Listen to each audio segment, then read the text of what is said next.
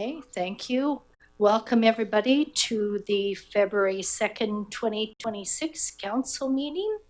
Sorry for the delay, and thank you for joining us in the chambers and online. I would like to begin this evening with a tribute to one of Metchosin's most dedicated, distinguished residents. Mr. Chris Pratt passed away in early January at the age of 101. We have been blessed by Chris's dedication to Metchosin. He was involved in organizations like the Museum Society, the Parks and Trails Committee, the Heritage Advisory Committee, and others. He helped us to understand our local environment by involvement with the Metchosin Biodiversity Project and the Metchosin Foundation, of which he was a founding member and past president. Chris also had a long association with Pearson College, hosting many students from around the world. He was named Citizen of the Year in 2016 and Volunteer of the Year in 2001. Chris was born in Alberta in 1924, and his family moved to Metchosin just before Chris's first birthday. This was a time when the Whitties, the Weirs, and the Helgesons, Metchosin pioneer families, were all active farmers. As a young man, Chris joined the Navy, and he was part of the first intake of the naval cadets at Royal Roads in 1942. Upon graduation, Chris was deployed as a midshipman on the HMS Anson, which was a battleship stationed at the time near the Orkney Islands. According to Chris's biography, the Anson was tasked with protecting the wartime convoys bound for Murmansk in Russia. Pretty remarkable. Following the war, Chris continued with the Navy, serving his country in many roles for a remarkable 36 years. He retired with rank of captain and was presented with the Order of Military Merit. Chris traveled extensively and held many interesting roles. Among those was a 2-year stint with the administration of the Metropolitan Opera in New York City. It was then that he left that job in 1983, and he was able to return and settle in Metchosin. Chris is survived by 4 children, 7 grandchildren, 2 great-grandchildren.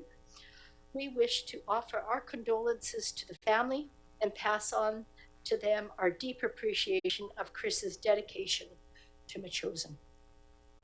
And with that, Council, we have an agenda before us. Could I have a motion to approve the agenda? Moved by Councillor Shore-Sooke and seconded by Councillor Donaldson. All in favor? Opposed? Carried. And this evening we have some presentations. First of all, we have Cindy Andrew, who is joining us via Teams. She's not joining us. Rescheduled. Pardon? They're rescheduling. Okay, yeah. We've had technical difficulties tonight with our Teams, and so we're going to reschedule that. Okay, thank you. And that will bring us right into public participation. Should you wish to speak this evening, you have 4 minutes. If you could identify yourself with your name and your street, you have 4 minutes. There's lights on the table. They go yellow when you've got 30 seconds left within that 4-minute time slot. Everybody's welcome.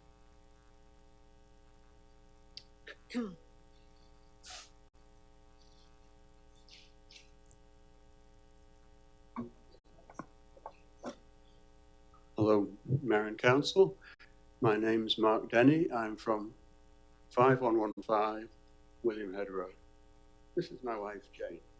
We're here to apply for permission to remove a mature carrier. Excuse me, Mayor Little. Sorry. Yes. Oh, Mr. Denny is here, but if I could just ask Mr. Denny to speak during the time that his application comes forward.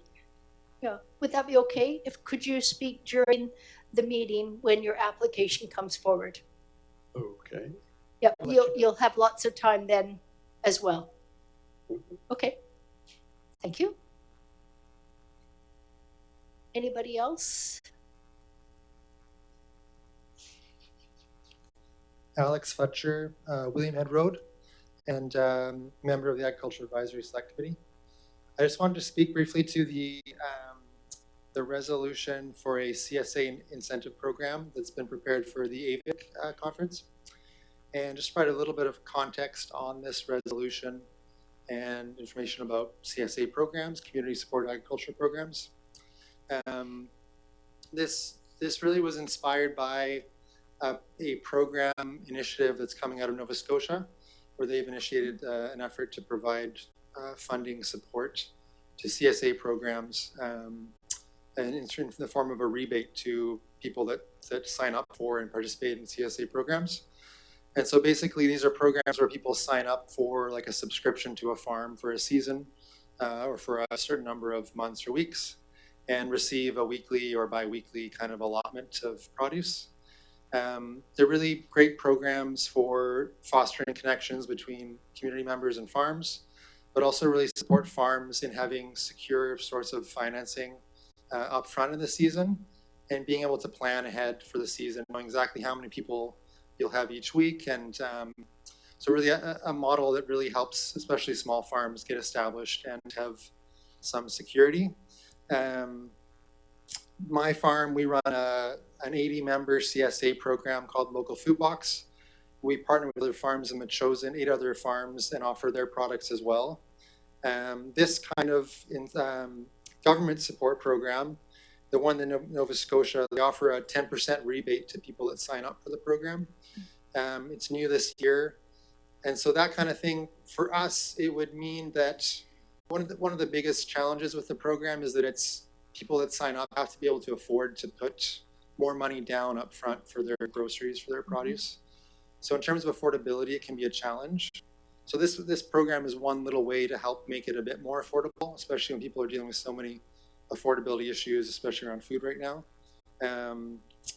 So it's one way to support affordability and access to these programs, but also just a way of really kind of promoting and highlighting the value of these programs. In Metchosin, there's several other farms that do CSA programs. I know of Sea Bluff and Uminami Farm. So this type of program, if it were adopted by the province of BC, it would directly support and promote small farms in Metchosin. And part of the beauty of this is that it really does put the, it's a municipality wouldn't have to do any work. It's a provincial program, and that's the way it's set up in Nova Scotia, and that's what we're sort of interested in and trying to replicate in BC. Thank you. Thank you. Anybody else wish to speak this evening?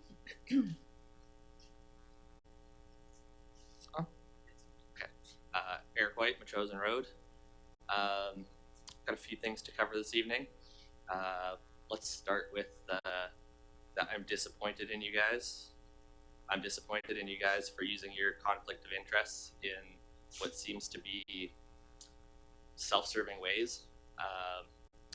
When all of you bowed out to the picklers the other night, when, in my opinion, it's a cut and dry decision for our municipality of they are running a monopoly on that gym. $5, whatever it breaks down to, was not a lot of money for them. It adds up to serious revenue for our community, and that's the job. That's what we're here to do, is try and provide revenue for our community, and especially with our school, I think it's a good reason why maybe our school should be treated as a separate entity at arm's reach from the council, because then these conflicts of interest might not appear, and we can move along with it as a business, trying to do what businesses do, and that's enrich our community. So that's that one. I'm disappointed in Councillor Gray from the last meeting. He tried to Superman everyone, it felt like. By that I mean he went from one meeting where he wasn't a trustee of the community center, and he showed up and he said, I am no longer a trustee. I would like to ram this through tonight. And thank you, Councillor Shore-Sooke, for saying, like, let's talk about this.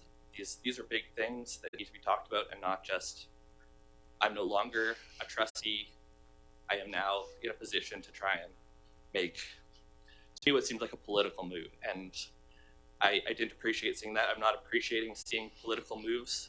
I understand we're in an election season, but let's try and keep to the job and do what we're all hired to do. So that's that. That's the, the hard stuff. I'd like to say thank you, Mayor, for pushing back on the Wandafuka Library and the expense that it is. I think just, you know, it is huge for our community, that amount of money. And just even to say, I'm like, hey, like, yeah, that is a lot of money. And, you know, come on, guys, give us some more services. That's the job. Thanks for doing that. The city of Vancouver, I heard, is writing the federal government to have extremely bright headlights reduced. And I would hope that maybe the Metchosin Council can get behind that letter, because driving down Metchosin Road or other roads around here in the dark and those headlights come that are so blindingly bright, they're not even high beams, they're just blinding. So I would really appreciate it if they could, you guys could support the city of Vancouver with that motion. And yeah, I think that's good for this evening. Other than let's talk about building resilience in Metchosin. I think that's something that we need to work more on. The last two meetings have sounded like rowing the boat forward. We're moving forward, we're moving, but I don't know that we're strengthening. And I'd like to see more strengthening, especially as you may all start noticing, we're going to see the northern lights more and more all the time. Our solar magnetic field is weakening. Therefore, the risk to our electrical grid is increasing exponentially all the time. And if we don't work together as a community, when the lights go out, we are going to be left in the dark. And as a community of Metchosin, I hope we can overcome that. Thanks, guys. Thank you. Does anybody else have anything else they want to say? Mayor, Council, Jennifer Burgess, 3837 Duke Road. Just pull it down. Pull it down a bit. There we go. There we go. Thanks. This is kind of ad hoc, but I think this might be one of the last meetings that our fire chief will be at, since you only have one more council meeting this month. And I would just like to express, from the point of view also of being on the seniors board, how important the relationship has been between the fire hall, the fire chief, our incredible volunteers, and what they have provided to this community. I don't know when you will begin your investigation of a vacancy refill and doing your interviews. And I understand that the person currently in position would be in a handover position, so that there will be some pretty serious conversation about how the fire hall has integrated in the community, and especially with our seniors. And I would like to see that continue. So I would hope that council and whoever is on the committee to review the new hire, that this is one of the top priorities when you consider who will move into this community, kind of commitment that they have to the community members, the ability to go up late at night, long driveways, go find them all in this community, talk to people, be the first there, is I think one of the most critical things that we've always expected. And it will be quite a shift in this community to even, I suppose, train, I would say desperately train, a new person in that position. So I just wanted to express also our incredible thanks to this wonderful person and the way that she has managed everything about the fire hall. I can't say enough about that, but I also hope that this does not hinder the process that we are under in this community to get a new fire hall. That must also be on the table, and my concern is the timeline at the moment. You sit on a $2.6 million grant from the provincial government that will expire this fall if you do not allocate it to a certain position. I think you should research that. I realize you're also waiting for the results of a $7 million grant that you've applied for. So I hope that that is being carefully considered. Thank you. Thank you.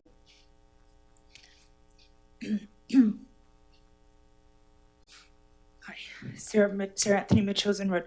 So to add a couple of things, I did want to reiterate what my partner said about the headlights thing. So in Vancouver, that they're planning to sort of push this headlights thing. This is something I've been thinking about for a while, mentioning, because it scares me. It scares me a lot when I'm driving here, and I'm blinded and can't keep driving. And I've heard this from other people too. I think a lot of us have this issue, and I think this has to go up to Transportation Canada and look at the standards. And I think it starts with people just, madly writing in letters and, bodies like this, adding to that voice of Vancouver and maybe a lot of others, so that I can see when I drive down the road.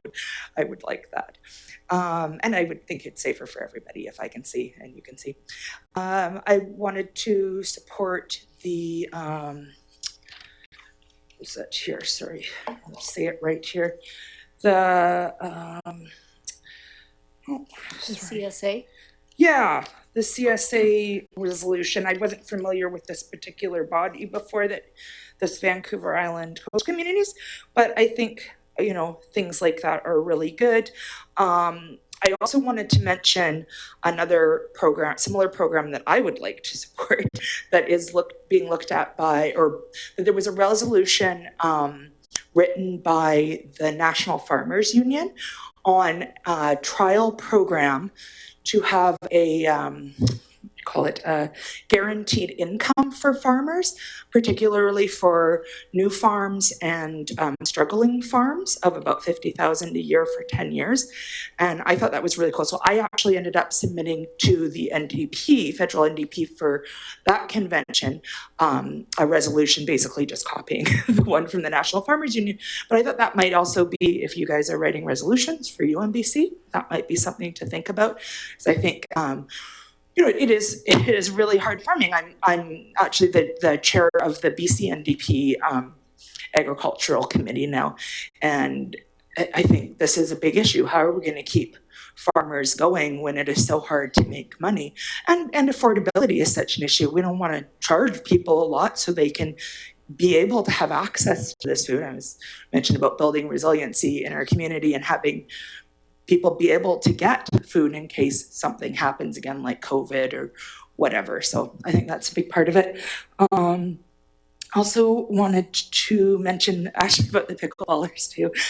I feel bad because I think people love pickleball, and I think that's amazing. It looks really fun, not my thing, but it looks super fun. And I love that people are going out there and getting exercise, but I am concerned at the fact that it is monopolizing the gym a bit. A friend of mine tried to get access for an event and was unable to, and I've heard this happening quite a bit. And that's, I think the purpose of that whole facility is meant to be for the whole community, not just one. And that does get hard because, again, I think that's great that they're enjoying that. I didn't really understand why they were so upset about the $5 difference in price. I think that was a fair amount to pay if they think that's too much. There are other places, because other people would like to use the gym. And if other people can't use the gym, I think that's a problem. I mean, also, like last year, and this isn't, sorry, I've got just a few seconds, this isn't just the gym, but the Metchosin Hall as well. There was the preschool dance, the Halloween dance wasn't able to happen, my favorite event of the year last year, because they couldn't get either the gym or the hall. And I think these events are important. Thank you. Thank you. Councillor Shooken. A little, just want to get back to what Mr. White and Ms. Anthony said about the bright headlights. Yes. And if I could, I can keep an eye on that issue, and I'll maybe bring something back to council for consideration. Sure. Good. That'd be great. Thank you. Anybody wish to speak this evening? Okay, seeing none. Patty, if you could turn the microphone off for us, that'd be great. Thank you. Okay, let's move along. We have council on page 51. We have the adoption of the minutes. People in the audience will note that we're not using paper agendas anymore, so we're using our tablets. So we're going to go a little bit slower than usual, but let's take the first minutes, January 12th minutes, 2026, on page 51 of your agenda package. I'll take a motion to approve. Motion to approve. Moved by Councillor Donaldson, seconded by Councillor Gray. Comments, questions? All in favor? Opposed? Carried. Thank you. And then we have the special council meeting minutes of January 15th, 2025. Moved by Councillor Shore-Sooke, seconded by Councillor Gray. All in favor? Opposed? Carried. Okay, thank you. We don't have any minutes for receipt, but we do have time for the mayor's report. Rise and report coming from in-camera information. Sadly, council has received a resignation from Councillor Shore-Sooke that is effective February 1st, 2026. The following statement has been posted on the district website. The district Metchosin Councillor Shore-Sooke has informed her colleagues that she'll be resigning from council effective February 1st, 2026 due to the need to focus her time and energy on home and family matters. Over the last 7 years, Sherry has tirelessly dedicated her time and her energy to serving the residents of Metchosin as an elected official. Those who have worked with Sherry appreciate her warmth, her knowledge of Metchosin, and her ability to get to the heart of challenging issues. We will all miss Sherry's involvement and presence on council. Among Sherry's many interests were improving road safety in Metchosin.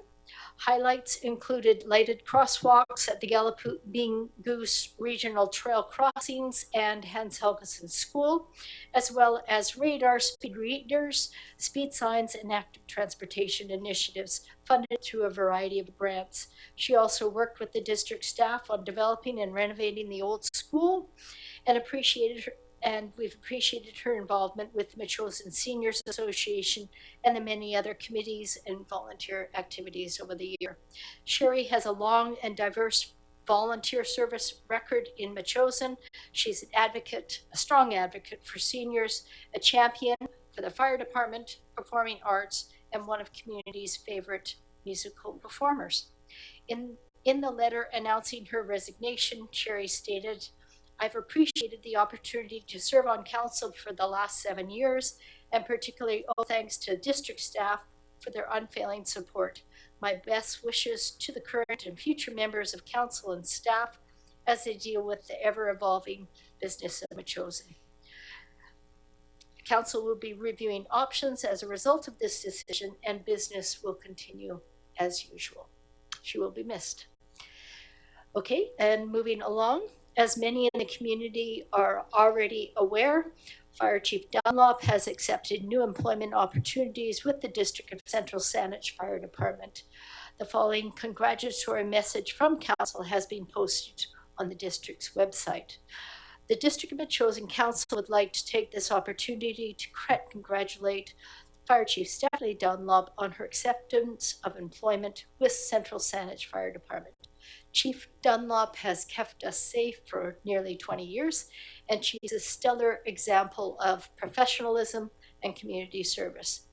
During the last 20 years, she has trained and inspired hundreds of firefighters who have served this community or elsewhere. Through some of the worst forest fire years in BC, the province benefited directly from Stephanie and her team's involvement. Stephanie's leadership and contribution as Metchosin's emergency program coordinator developed and strengthened Metchosin's emergency program, which has been recognized by many across the province. In addition to responding to emergencies across Metchosin's complex landscape, Stephanie brought in millions in grant funding to Metchosin for diverse programming and initiatives. Few people know this community better than she does. While the chief will be deeply missed, a huge congratulations are in order for stepping into a new and exciting role. Stephanie, thank you so much. on behalf of Metchosin for your service. Stephanie's last day in Metchosin will be February 20th, and of course, we wish her well.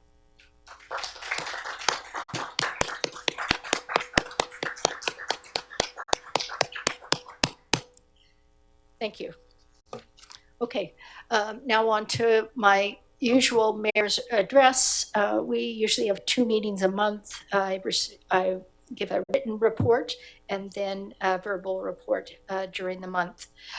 There's many highlights with the Capital Regional District. We had elections for board chair and vice chair in the November meeting. Chair Cliff McNeil Smith and I were acclaimed as chair and vice chair, so we maintained those positions, as well as Director Kevin Murdoch was acclaimed as CRHD. Board Director Scott Goodmanson is the acting chair of the CRHD, the Hospitals District. Director Zach DeVries is acclaimed as the CRHC Board Director, and Jeremy Corradona has been acclaimed as the CRHC Vice Chair. It's been a great honor to serve with the CRD in the leadership position, and I'm grateful that my peers voted in confidence for my nomination. The CRD also has published a 2024 regional greenhouse gas emission inventory. It's really an interesting report. There are links in my report here for that inventory. The CRD completes these regional and local government greenhouse gas emission inventories every 2 years. This is the update. The results for the regional inventory for 2024 calendar year indicates an 11% decrease in emissions since 2007 and only a 1% decrease since 2022. In order to meet our 2038 emission targets, significant work remains to be done. So there's links in my mayor's report where you can go to the actual inventory. The CRD Regional Parks and Trails State of Natural Features and Outdoor Recreation reports were also featured. There's some really good reading there, and I think of great interest to Metchosin residents.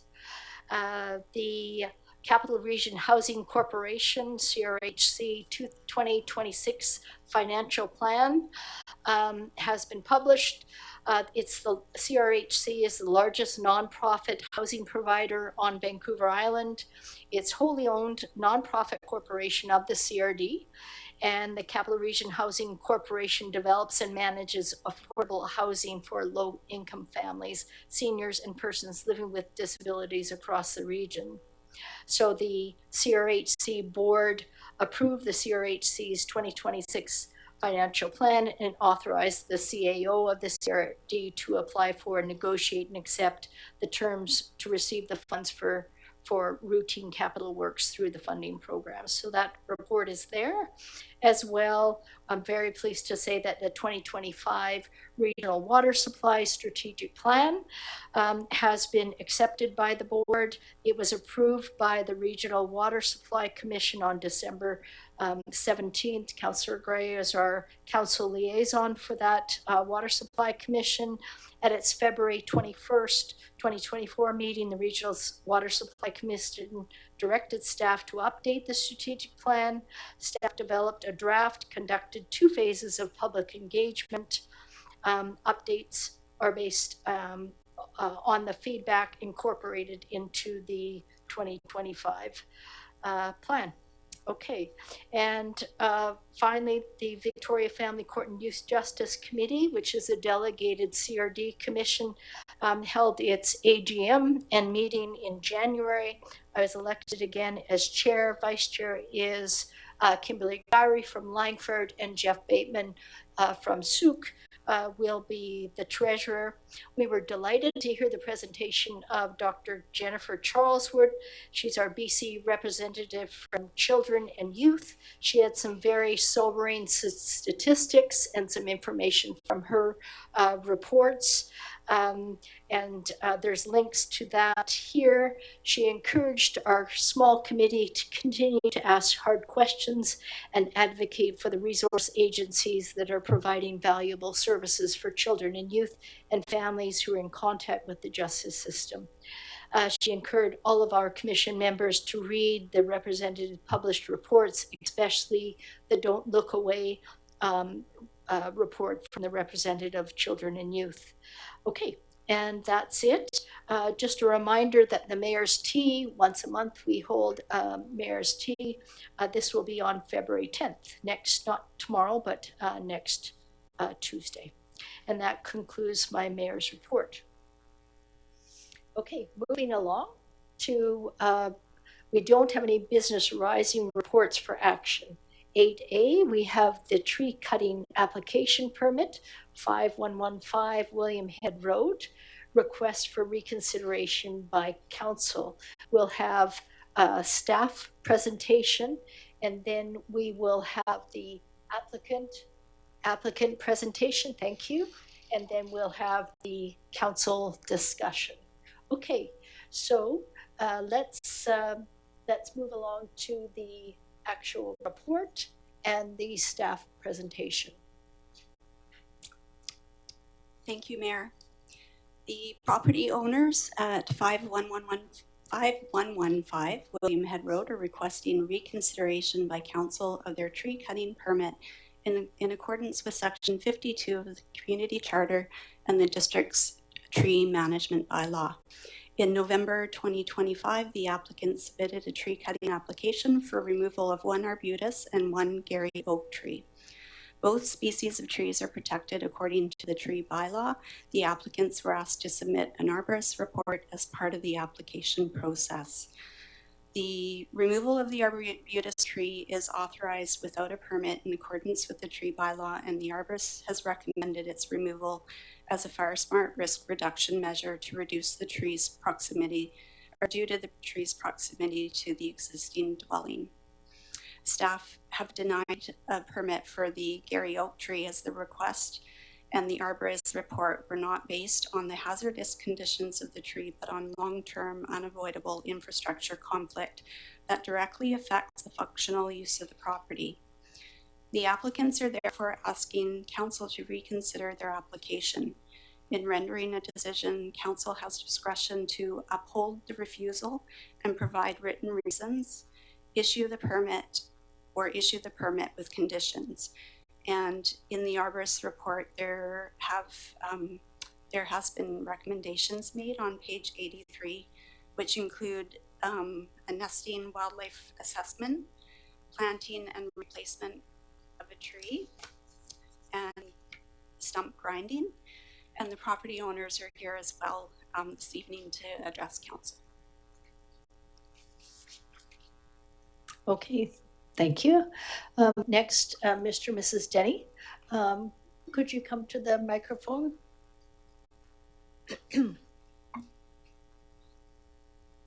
Hello. Yes, we would like this. It's quite a large Gary oak tree, and we'd like it removed because it's impeding our use of the driveway, and it extends about 4 feet from the edge of the driveway into the driveway.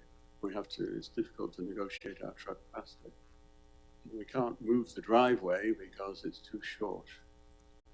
And the main reason is not actually the tree being in the driveway. It's because over the last 10 years or so, we've been in the house 12 years. Over the last 10 years or so, the roots of the tree are pushing up under the driveway, and it's become bumpy, and to the extent that it's causing the driveway to crack and raise. And when we drive down, it's uncomfortable, and at some point it's going to become unsafe. So we would like to improve our driveway so that it's smooth and easy to use. And the best way to do that would be to remove the Gary oak tree. If we don't remove the Gary oak tree and we just go ahead and resurface the driveway, that will compromise the roots necessarily of this tree, which goes right across underneath the driveway. I would invite any member of council to come and drive their car onto our driveway if they like and see what the problem is. And we originally thought that the the best way to obtain your permission to remove this tree would be on the grounds that it was it's clearly not in good shape. And the arborist we talked to, the certified arborist that we brought in, said that yes, it's not in good shape. Indeed, advise you not park your truck underneath this oak tree during a storm because it could easily lose a limb. But we understand that the tree is not in such bad shape that we can ask for it to be removed because of its condition. But instead, we now realize that the way forward is to ask for it to be removed because of the way it's compromising the pavement of the driveway. It's pushing up and making it difficult to use. So we'd ask you to approve our application. Okay, thank you. Okay, Council, you've got the report before us and you've heard from the applicants. We ask that each of you state your reasons for either upholding the refusal or for issuing the permit or issuing the permit with conditions. Who would like to start this evening with this application from 5115 William Head Road? Councillor Shore-Sooke. Thank you, first of all, to the applicants for coming out tonight and providing us with more information and going through the process. The one thing that I'm a little confused about in terms of why this is before us begins on page 69. And if you look at the 68, 69. So if you look at the section of the tree management bylaw 10.1 that's cited here, it says, the clerk shall issue a permit to cut down a protected tree where tree is a danger tree, or the tree is located within a building envelope of a principal building or within an area to be used for the construction or installation of a driveway. And then it goes on to go on like a little bit more.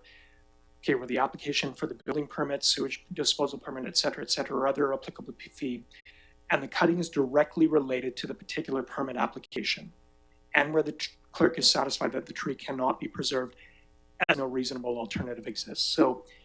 So my point here is that there is a provision that's allowed if there was a permit granted for a driveway repair or upgrade.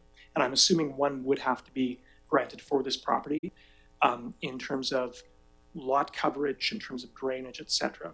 So there's a mechanism there for the removal of that tree. The other thing I want to just point out, if you go to page 80,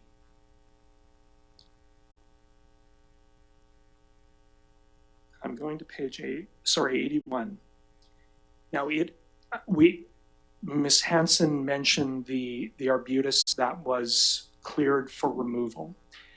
But if you look at the assessment of the Gary Oak, it does talk about the roots in terms of the driveway, and says again, large roots have displaced and lifted the hardscape, resulting in cracking and uneven settlement. This process is ongoing and irreversible without cutting the structural roots that contribute to tree stability. So mitigating options such as root pruning, installation of root barriers, or reconstruction of the driveway around the root plate are not feasible without compromising the anchoring capacity of the tree. So the point I'm trying to make here is that if the applicants were to come with a permit application or request to the district, there's a basis for removing the tree.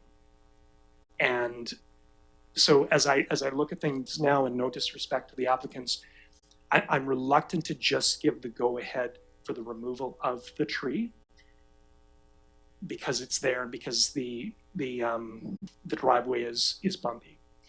If there's a call to remove the driveway, there's a mechanism in place, I believe, it sounds like in here, for the tree to be given clearance and go ahead to be removed in light of the work that's being done. So that's my observation at this moment. I'm open to being persuaded otherwise, but I'm curious to hear from my council colleagues. So. Okay, did you want clarification from staff regarding that point, or maybe what we'll do is we'll go to other council members and then we'll go to staff. Okay, go ahead. Anybody else?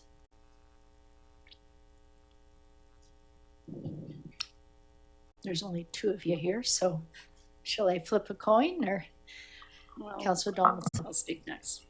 I learned a lot actually going through all of these documents, and each time I go through it, I find something different. However, and my mind has changed each time. The pictures are very good. We always have, you know, we always had the option to go and see it as a site visit. I don't know if that's the case this time, if that was necessary, given the pictures and the reports. One of the things that I do know is trees like this one is going to keep growing, and it will keep growing in its root system as well. It also, as it has said in this report, historically has suffered some pruning wounds, and there is some evidence of decay. Now that's just on the exterior. We don't have any evidence of decay on the inside because that was not the level of inspection that the arborist had done. So at this point, there is no immediate risk of failure for the tree. It will continue to grow, of course, and its root system will continue to compromise the driveway. The fact that it's pavement does pose a problem because roots do need to not be covered with things like pavement, and I'm assuming this was a teeny tiny little seedling when it first was created. Otherwise, it wouldn't have ever happened this way. But we've seen this numerous times. So there is the main concern, of course, is the conflict of the tree's structural root system and the driveway. I think that's what we're looking at, not so much limbs and falling, but that could happen. It has been pruned. We've learned that. Large roots will have progressively get displaced with creating more damage to the pavement.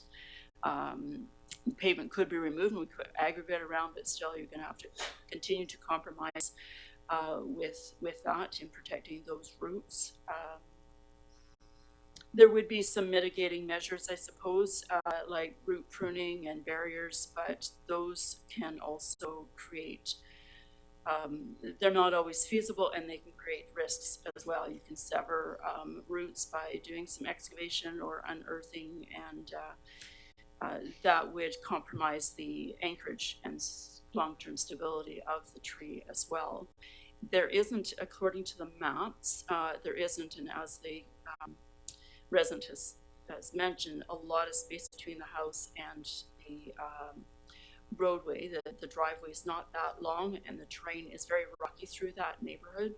So those are some other things to think about as well. So again, there's no immediate hazard, but long-term coexistence with that driveway and the unmanageable nature of how to an unavoidable infrastructure conflict is something to consider. And in accordance to our tree management bylaw, and I hope I'm not repeating anything that's already stated, but it does allow removal of a protected tree where it is located within a driveway area and no reasonable alternative exists. Approval of the removal request is supported on the basis of practicality and proportionality rather than tree health alone. So we have some different things to think of course.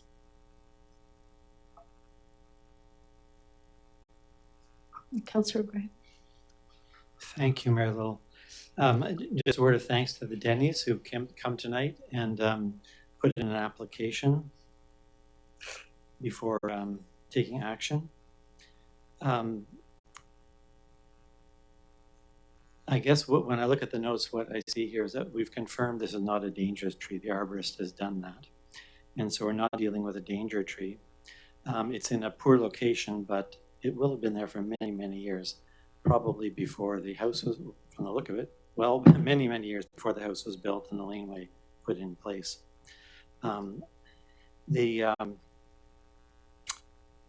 I guess I'm feeling that we should support the bylaw and support the staff in their interpretation of their decision.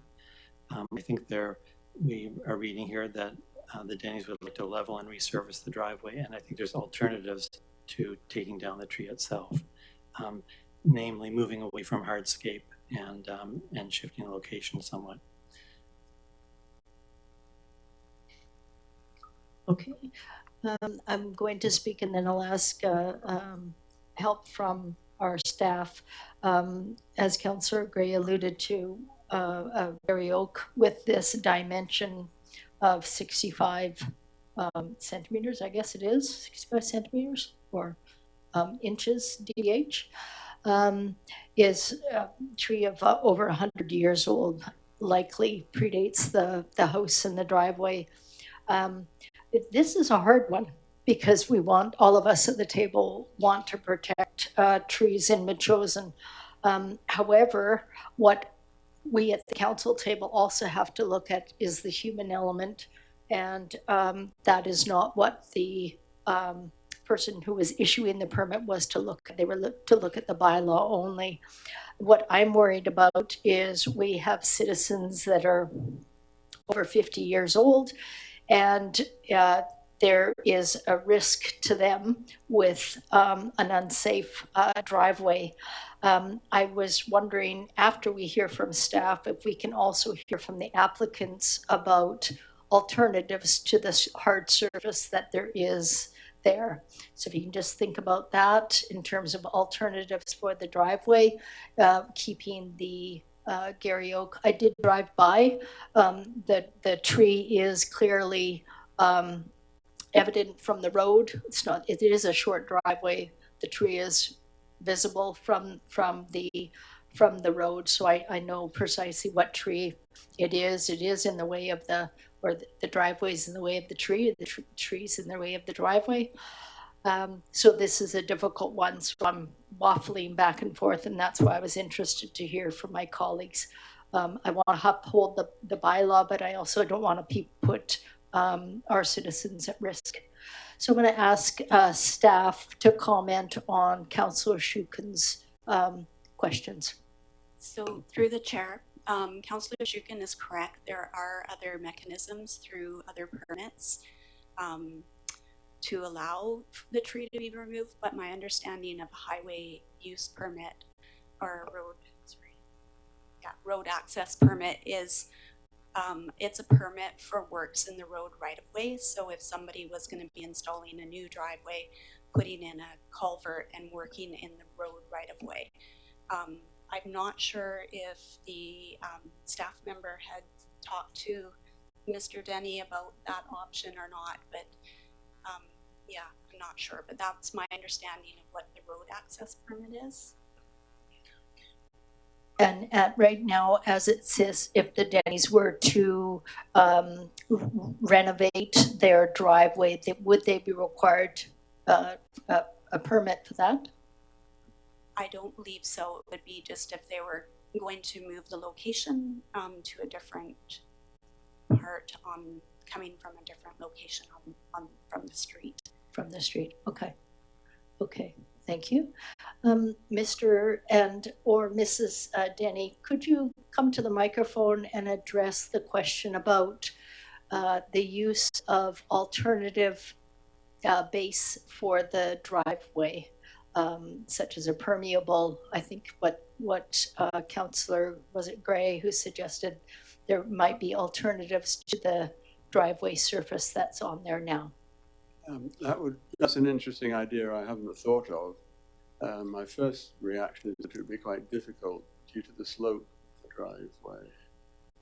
Putting something on that was not hard and fixed like gravel or something like that would inevitably come down the slope and into the garage.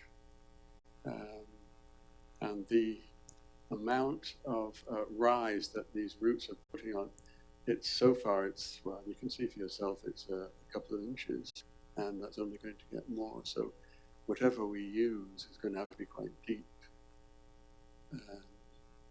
And I've thought about rerouting the driveway, but that's not going to be possible because it is very short, as you saw. there's no place for it to go to. So whatever we do, the driveway has to stay where it is.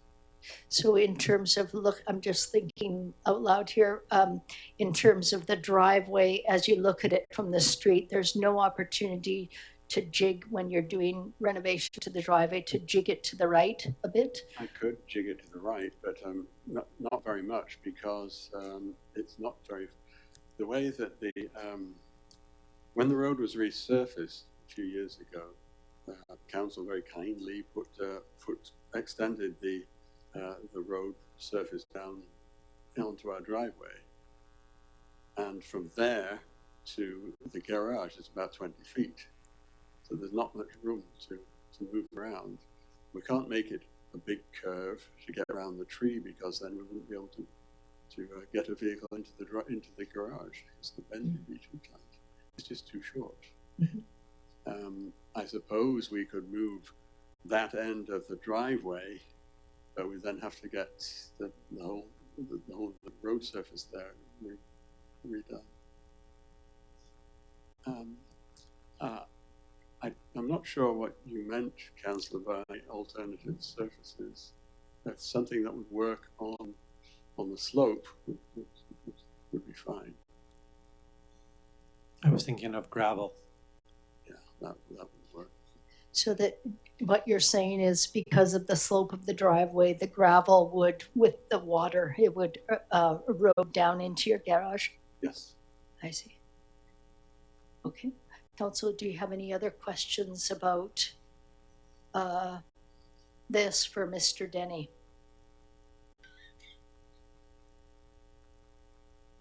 Nope. Nope. Okay. Thank you. Oh, this is a hard one. Anybody else have any comments regarding upholding the bylaw, issuing the permit, or issuing the permit with conditions? If I can speak, I think it's worth exploring with Mr. Denny if he can jig the driveway. I'm not an engineer nor a builder, but I'm wondering if that would be applicable, and cost savings would be just to move the pavement out for that area, extend it to the right if you're looking from the driveway or looking south, I guess. I can't think of anything else. Councillor Shooken. Sure. Thank you, Mayor Little. I'm going to, at this moment, uphold the refusal of the permit. Hearing from Mr. Denny and the discussion at the table, I feel like there are other options that can be explored. Gravel, is one, but there are other surfaces that keep coming up, being invented. Moby mats are, one of the things that I've heard recently. Whether they have applicability for a driveway, I'm not sure, but I think it's worth exploring. In terms of steepness of driveway, I don't believe this driveway is particularly steep relative to some of the other driveways in Metchosin. Did you drive by? I did. I actually spent some time walking back and forth today, and I have seen the property for sure. Okay. So. Okay. Councillor Donaldson, did you drive by the property?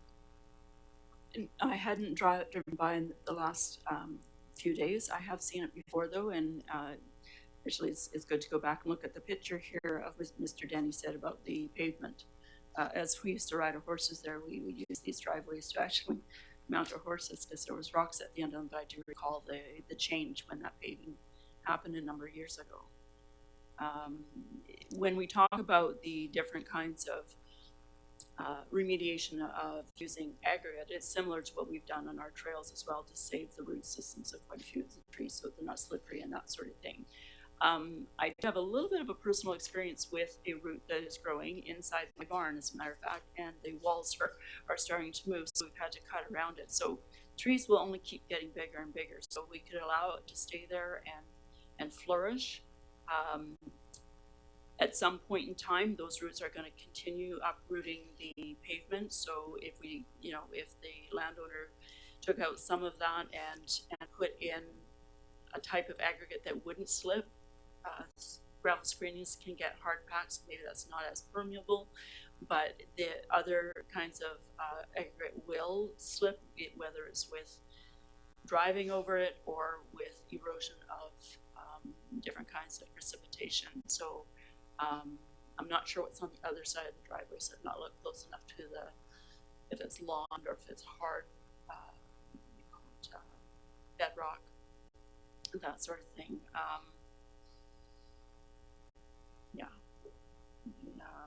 And you could even put barriers around it, but again, those barriers will lift. Trees are quite strong in their root system to survive. They're going to do what they can. And when you block the water to that, they're going to start losing limbs and integrity on the side of the tree that has got its root. Because the root system is where the drip line is underneath branches and whatnot. So that's usually how trees grow symmetrically. Mhm. You cover up roots, they become compromised on the one side of their tree, so losing the branches, losing their arms. Mhm. So there's considerations. Okay. Councillor Gray? I'll make the motion that council uphold the refusal of the tree cutting permit at 5115 William Head Road with written reasons. And the reasons would be, we've confirmed it's not a danger tree and there are likely alternatives in location and alternatives beyond hardscape. Okay. That's a motion by Councillor Gray, seconded by Councillor Shooke. Do you want to motivate further on that? Councillor Shooke, could you state your reasons? Thank you, Mayor Little. I believe that there are other options that exist other than either granting the exemption tonight or exploring a permitting process or alternatives in terms of material used for the driveway. Okay. That's seconded by Councillor Shooke. Councillor Donaldson, do you wish to speak? The only thing I can say from the report is I agree there is no immediate hazard of the tree or to the tree. Its long-term coexistence is adjacent to the driveway. It is unmanageable due to the unavoidable infrastructure conflict. There may be some product that could be used. I'm not an expert in this. I have some experience just from my own property or out on trails, but I'm not an expert on what may happen in the terrain of this particular neighborhood, where the bedrock is, how close it is to the roadway, how far it is. It will impede this driveway more and more. When we talk about aging in place, do they, if they have anything that has to go around it, how bumpy it's going to be, if they're gonna have, and I don't mean that just by vehicles, but other means of maneuvering, tripping hazards. Now, I don't know, I don't have a crystal ball, so I think we just look at what we have immediately in front of us, and that is that there is no immediate hazard of losing the tree. There is a situation that's happening with the pavement, and there are possibilities of maybe some different kinds of aggregate or other mechanisms. I'm not certain that was, I don't have information on that. Okay, thank you, Councillor Shooke. Sorry, one other thing to add to my reasons for voting to deny to uphold the staff decision, and that is per Councillor Donaldson and Gray, we've identified that this is not a danger tree. If there are issues with limbs and worries about those falling, those can be addressed separately through a tree trimmer. So, Okay, thank you. So I'm reluctant, but I would also be in favor of upholding the refusal of the tree cutting permit. The tree, as it is compromised because of the way it has been trimmed in the past. But the arborist does state that it is not a danger tree, and so I would uphold the tree cutting permit because of our bylaws. Okay, although I am worried about the residents, I think we all are, but evidence-based decision-making leads me to support staff in this one. Okay, if anybody else has anything else to say? No? Then I'll call the question. All in favor? Those opposed? No one opposed. Thank you. Thank you. Unfortunately, we are elected to make hard decisions, and this is one of those hard decisions. And I thank the Denny's for applying for the permit before they did anything. Thank you. Okay, let's move along.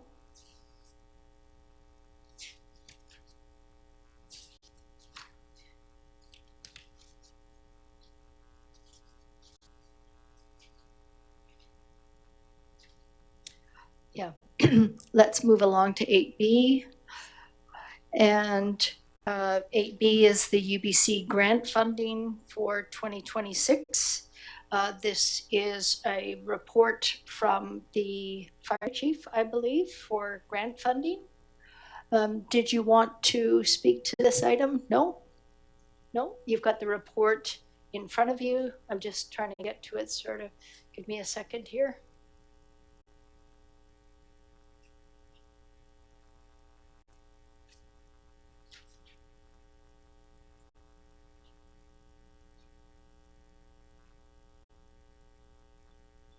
What page is that on?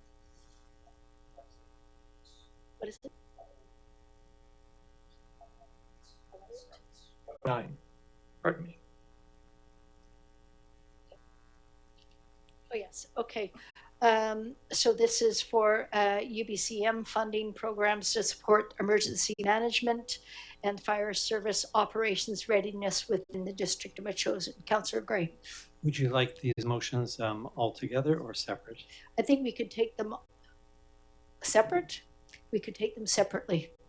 So I'd be pleased to make the first motion that Council endorse a funding application to the UBCM Operations Center, EOC, Equipment and Training Grant in the amount of $30,000, and that Council authorize the Mayor and Corporate Officer to execute any agreements or documents required to support successful grant application. Second. Okay.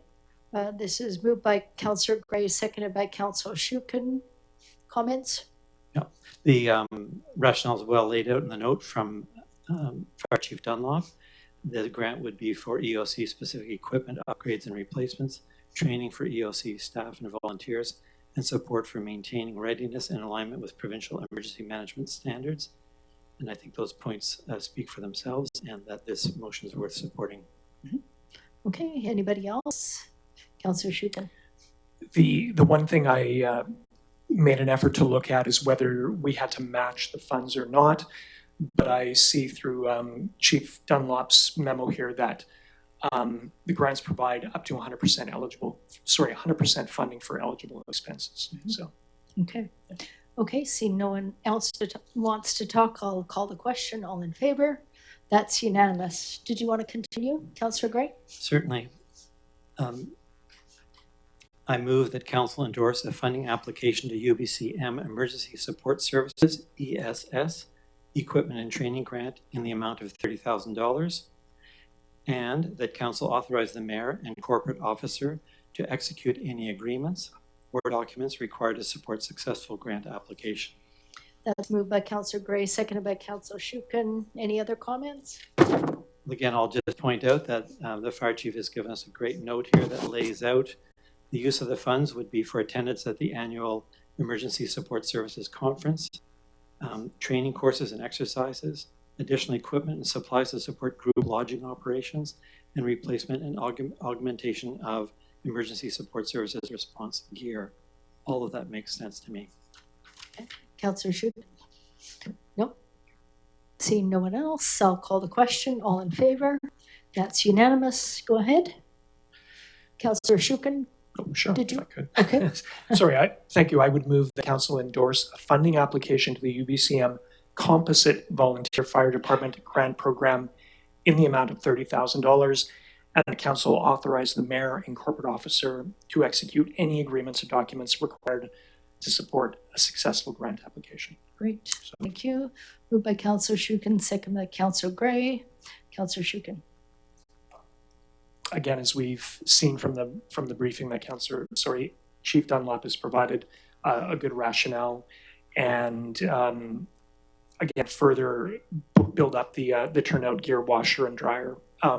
Again, I think that's is a dated piece of equipment in the current fire hall. So Yeah. Absolutely. Councillor Gray. Yeah, I think this one's particularly important because of the decontamination facilities that will come with this grant if successful. Yeah, those washers and dryers, commercial grade, are very expensive and absolutely necessary. Okay, anybody else wish to speak? Seeing none, I'll call the question. All in favor? That's unanimous. Thank you very much. Thank you very much, Fire Chief Dunlop. Next, we have the council member appointments for replacing those vacancies that have been created with Councillor Epps' resignation. So we'll take them all separately.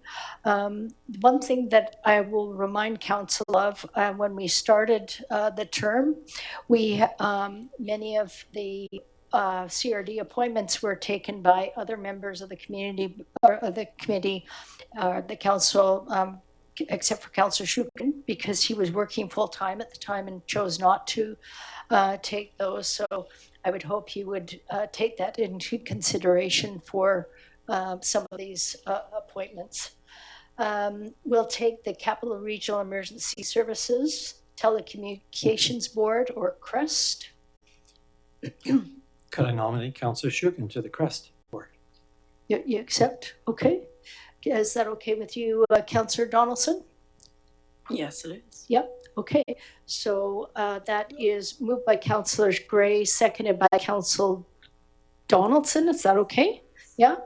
And do you accept? I'll call the question. All in favor? Opposed? Carried.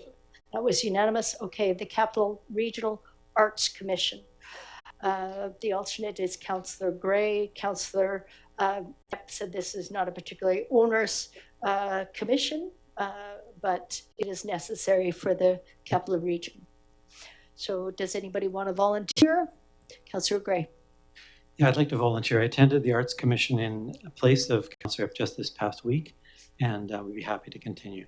Okay. Okay. Could I have a motion other than Councillor Gray? Yeah, move Councillor Gray be appointed to the Capital Regional Arts Commission. Okay. This is moved by Councillor Shookin and seconded by Councillor Donaldson. All in favor? Opposed? Carried. And then we have the council member liaison. Excuse me, Mayor Little. Yes. Could council consider an alternate for CRD Arts now, with Councillor Gray moving to being the member? Yes. Yeah. Okay. Good idea. Who wants to be the alternate for that? Councillor Shookin. So I will move Councillor Shookin be the alternate for the Capital Region Arts Commission, seconded by Councillor Donaldson. All in favor? Opposed? Carried. Thank you for that, Ms. Hanson. And then we have did we do the West Shore Arts Council? No, I was just about to do that. The West Shore Arts Council, Councillor Shookin. I wonder if I could nominate Councillor Gray for that. Just the two seem to be, Regional Arts and West Shore Arts seem to be. Sure. Do you want to accept Councillor Gray? Certainly. Okay, so go ahead. This is moved by Councillor Shookin, seconded by Councillor Donaldson. All in favor? Opposed? Carried. Thank you. The Metchosin Seniors Association, I would like to nominate Councillor Shookin because he is already the liaison for MACA at the school, and I think it would be nice to have continuity there in terms of the council liaison. Is that okay with you? Yep. Okay. Is that okay with council? Yeah.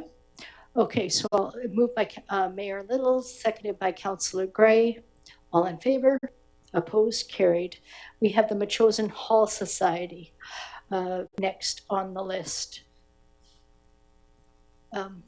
Nominate Councillor Donaldson. Are you accepting? Sure, I'll accept. Okay. This is moved by Councillor Gray, seconded by Councillor Shookin. All in favor? Opposed? Carried. And next we have the Healthy Community Advisory Select Committee. I'm happy to take over this role if council so chooses. Okay. See, nobody else is speaking up. I will nominate Councillor Shooken. Could I have a seconder for that? Councillor Gray, comments? All in favor? Opposed? Carried. Thank you, and thanks for your consideration. Okay, next we have, where are we here in the agenda? This is a little bit hard going between this and here. So just give me a bit of time here. Yeah, okay. We have a request from Metchosin ArtPod from Irene Ives. She's asked for a letter of support for her operational funding grant proposal for the BC Gaming for this February. I am completely impressed with ArtPod, and I would gladly do this, but it's a council decision. Councillor Gray. Sure, I'll move that the mayor write a letter of support on behalf of council for the Metchosin ArtPod to be included within their grant application for a BC Community Gaming Grant. Right. This is moved by Councillor Gray, seconded by Councillor Donaldson. Did anybody want to say anything?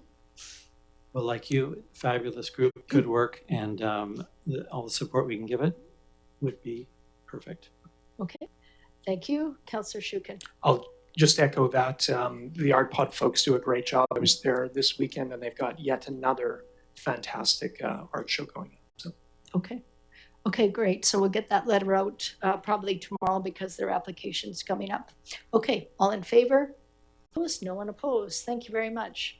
So next we have the resolution suggestion from Councillor Donaldson and the Agriculture Advisory Select Committee. This is a draft resolution to the Association of Vancouver Island Coastal Communities, which we are a member. The meeting is in April, I think. This is a resolution. Councillor Donaldson, did you wish to speak to it?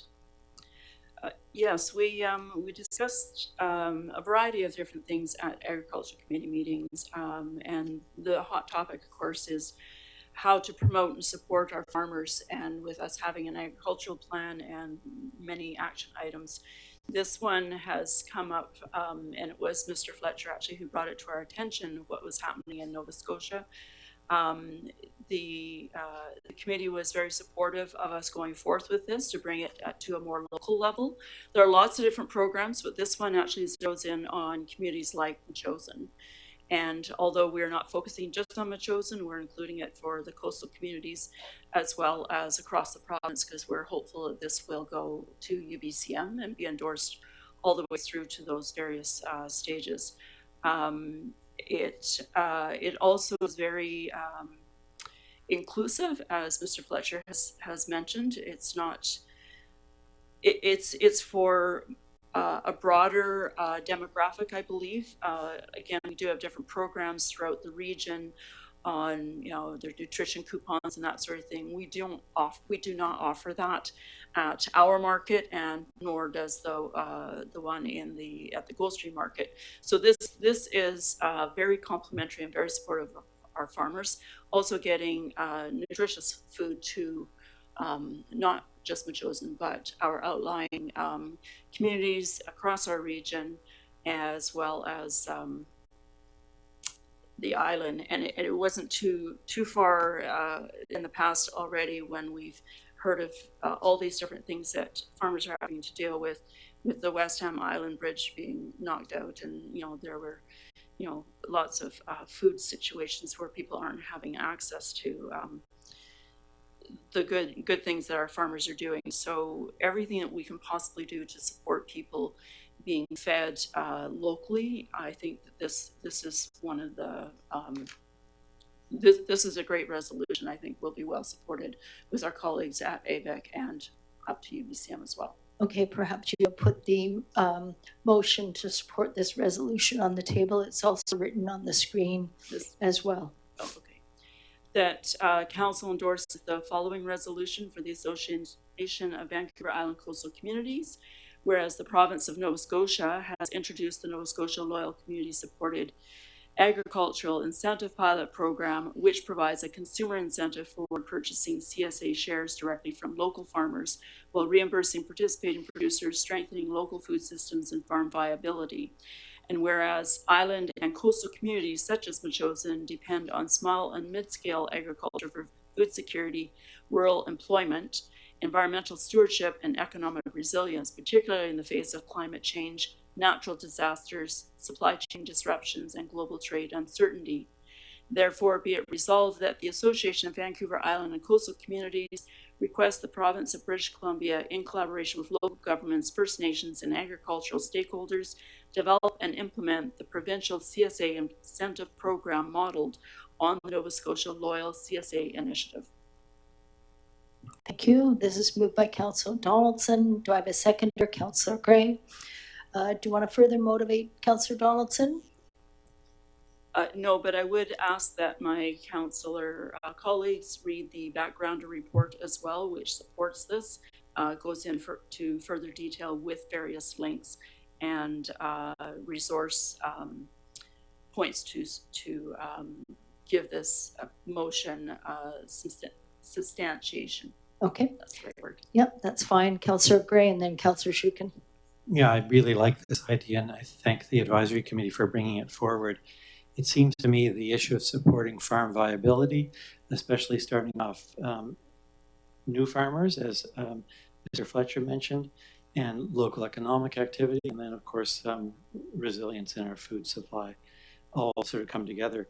One thing that I would suggest, just in terms of the background material, Mr. Fletcher gave a good description, and as regards, you know, so what a subscription is, or in the motion purchasing CSA shares. I don't think we need to change the motion, but I suggest it just be laid out a little clearer in the document so the people at AVICC who may vote on this will understand that a subscription or shares is that idea of buying into a box program where you get food delivered or food packages regularly from a farm. Okay. Perhaps we could amend this motion. I think the motion's fine. I was thinking of the background material, just a couple of lines in there would help explain it. Okay. Okay. Councillor Shooken. Thanks. Great resolution here, and I'll support it. One little thing I might suggest is in the second paragraph, after the whereas clause, just add British Columbia's island and coastal communities, because we note, or you know, province of Nova Scotia, but we need to bring it back home and just at a glance know we're talking about BC. Okay. Yeah, we'll accept it as a friendly amendment, just for clarification, if that's okay with the mover. Yes. Yep. And the seconder. Yep, that's great. Okay, yeah, the only question that I have is, did you look up past resolutions from other AVICC or UBCM meetings to see if a similar similar resolution has been put forward? No, I haven't done that. Okay, it would be a good idea if we do that after this, because you remember last year, any resolutions from AVICC or the other committees or communities go to the UBCM meeting in September. They had a hard time getting through all the resolutions, so they were going to effectively cull the submissions and keep them very focused so that we can actually get through the resolution section. Okay, anybody else? Councillor Gray. Yeah, I think the other point, just, I'm not sure it's emphasized again, maybe just one line in the background for the AVICC folks, is the issue that, again, Mr. Fletcher mentioned tonight, was affordability. It helps for affordability for people who may not have the resources to otherwise sign into for CSA shares or a box program. So I think that's a nice point to include. Okay. Okay. With that, then, seeing nobody else wants to speak, I'll call the question. All in favor? Opposed? There's no one opposed. Thank you. Okay. How are we doing for time? Okay, it's almost 8:30. Let's move right along to correspondence for information. You remember in November of last year, council asked me to write a letter to Miss Louisa Jones, the General Manager of Parks, Recreation, and Environmental Services with CRD, regarding bullfrog management, the results, and also encouraging them to do surveys at Metchosin Lake, which is a CRD park. Miss Jones has, I did talk to her before the letter arrived on her desk, just to let her know, as per my usual process. And then Miss Jones responded back. And you can see from her letter that she has outlined here the efforts of CRD in surveying and managing the bullfrog situation at Metchosin Lake. Does anybody have any comments on her letter? Yeah, Councillor Gray. I'm happy to move receipt, but also thanks to the CRD for following through, I think, from earlier reports. And it's so nice that they have not confirmed any bullfrogs in Metchosin Lake. Yeah, which is a bit surprising, but yeah. And I was trying to think of ways. I mean, I haven't heard that they've been doing this surveillance there. It'd be nice to have that communication. So I'll mention that as a part of their yearly reporting. Okay, so moved by Councillor Gray to receive. Do I have a seconder? Second by Councillor Donaldson. All in favor? Opposed? Carried. Nobody's opposed. Okay, we have the second letter for information. This is from the Minister of Water, Land and Resource Stewardship, the Honourable Radine Neal, in our correspondence in response to our letter here. What did you think? I was a little, sorry, I was a little bit disappointed in the letter. I think we clearly articulated our concern. They thanked us, Ms. Radine thanked us for our support and sharing our perspective. I was a little bit disappointed. Anybody else? Did you want, what do you want to do? We can receive this for information, but yeah. I'm just slightly disappointed, that's all. Yeah, I'll move receive for information. Okay. And your point's well taken. Oh, anybody else wish to speak on this? So this is moved by Councillor Gray, seconded by Councillor Donaldson. Yeah, Councillor Gray. Yeah, I think the strategy itself that the provincial government promulgated was quite clear that a legal framework would be required. And so to see it, it's kind of being soft pedaled in his response to you, Mayor Little. And that's a bit disappointing given the importance of our coastal marine system and also the report that came originally saying that this would be required to make things happen. And our request was really just trying to move it along and say we really think it's a good idea. Yeah, indeed. It was right in their policy intentions in item number C4 that there is a challenge with the coastal marine, the coastal management because of the legal framework. So I was hoping that she would address that in particular. So it signals to me that they are not planning to do that, which is disappointing, but I'm sure they have their reasons. Anybody else wish to speak? No? I'll call the question.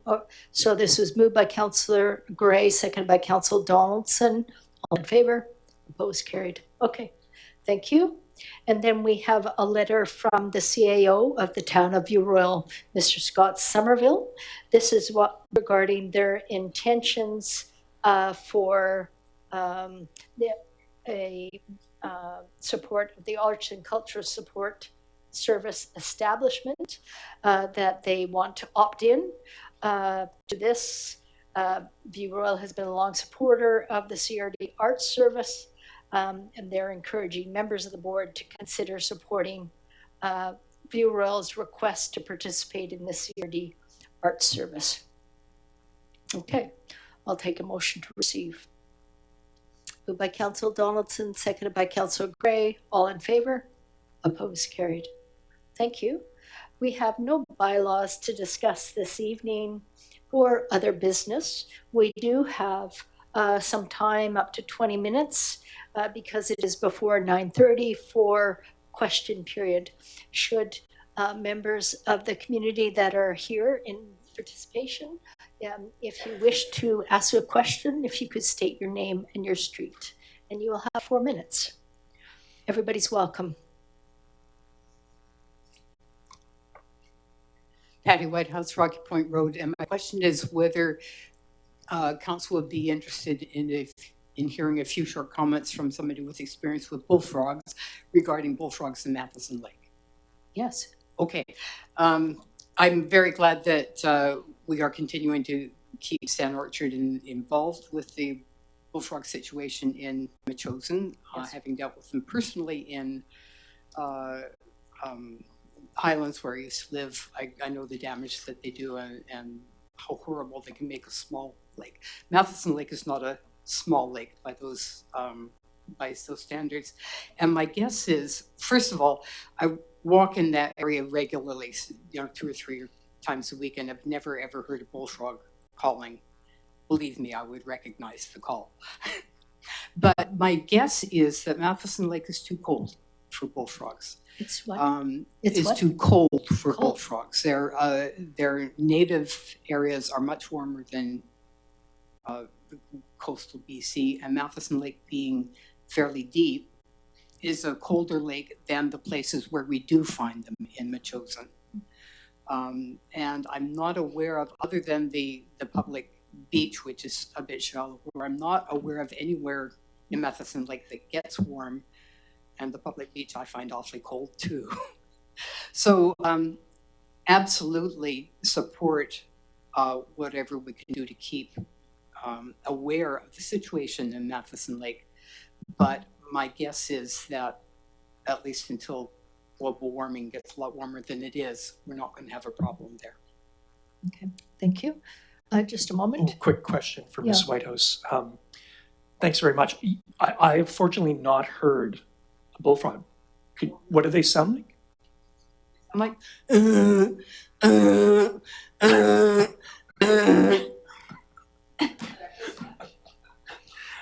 Thank you. Well done. That was sorry, Chair. that was a setup because I've heard Ms. Whitehouse in this chamber make those sounds before. Thank you. I will keep my ears open. Thank you, Ms. Whitehouse. Anybody else wish to speak this evening? Mr. White? I can't match that. Eric White? I think Metchosin Road? I was kind of wondering what I don't know if it's already been discussed or if it is out there, but I'm wondering how you guys are judging your benchmark for success in 2026.